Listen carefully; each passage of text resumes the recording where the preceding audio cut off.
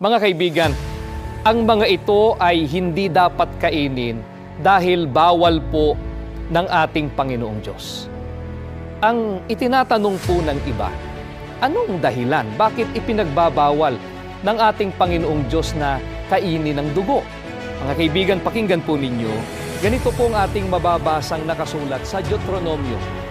Sa 12:22 hanggang sa talatang 23, ganito ang sinasabi.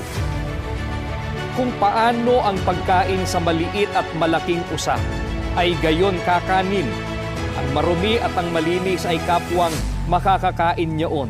Lamang ay pagtibayin mong hindi mo kakanin ang dugo sapagkat ang dugo ay siyang buhay at huwag mong kakanin ng buhay na kasama ng laman.